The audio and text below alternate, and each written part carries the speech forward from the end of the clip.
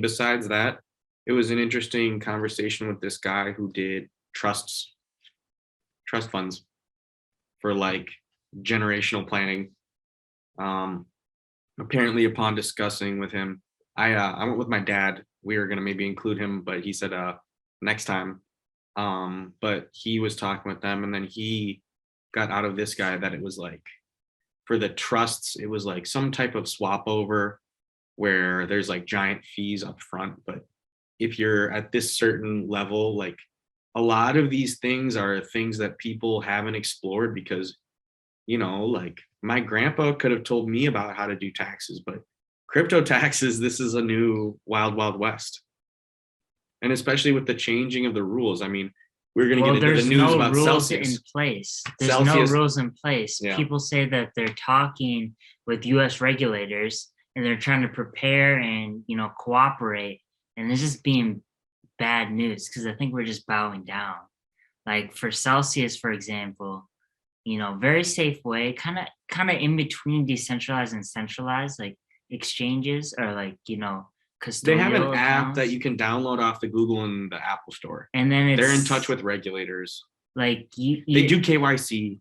It was basically like a Coinbase, but you couldn't trade. Like that was a beta kind of thing or beta testing. I locked my ETH in there for quite a while. Yeah, I had my link in there for a very long time because that was like one of the best, or it's still in there. Because that's like one of the best single-sided staking rates. It's pretty easy to use, to be honest. Very easy, very Coinbase like user interface, but it's like you just swap. It's just an app. And so they had like 10% Tether, 7%. It got down to 7%. Very solid rates where it's like I actually made a bet with family members saying like this is going to be around in 5 years. Because it's like such a, it's KYC, they ask for your social security, and, it's very easy rates and, stable rates aren't going anywhere. But they kind of succumbed to US regulators, I guess, I think it's, you think it's a scare tactic, but so I think people are going to be upset too. I think that this is like one of those things where it's like, it just doesn't make sense. It doesn't. Why can people not deposit their crypto to earn a return?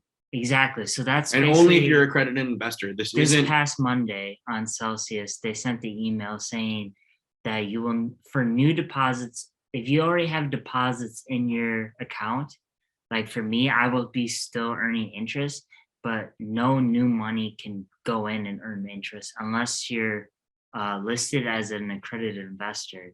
And in order to qualify as an accredited investor, you need to show income of over, 200,000, 250,000.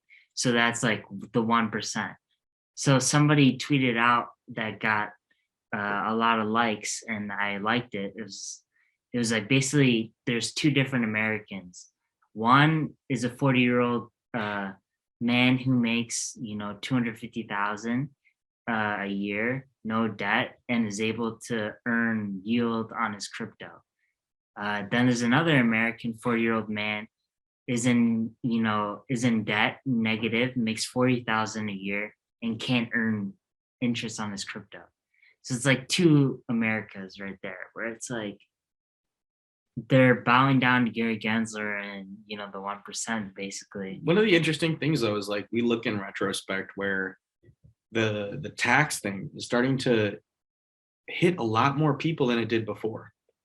And then there are more people investing. And I was talking with like some of my aunts and uncles where they were like, our dad used to invest in stuff and like he would get tips from people here and there.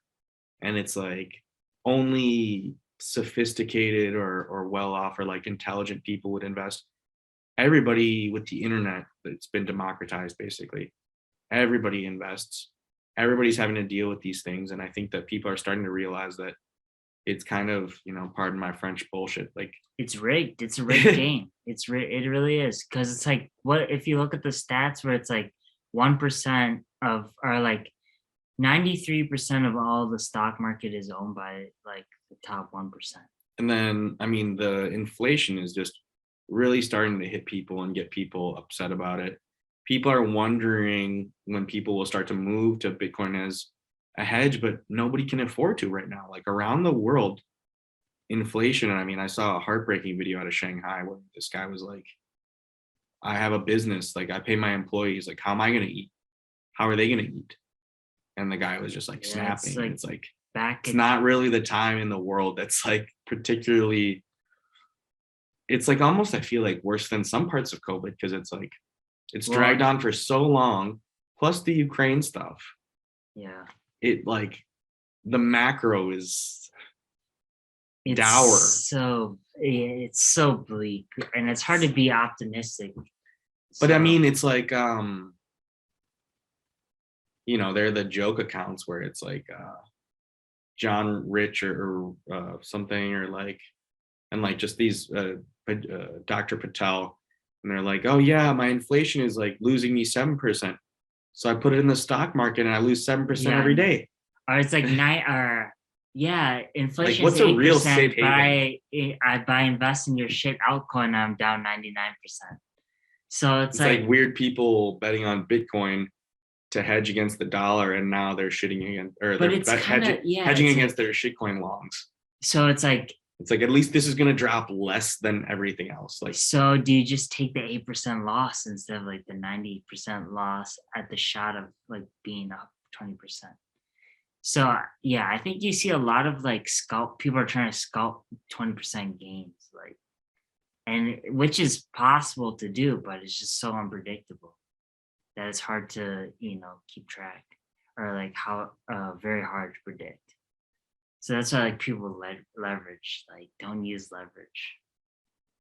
yeah, man. Did you see the guy Yeah, the Korean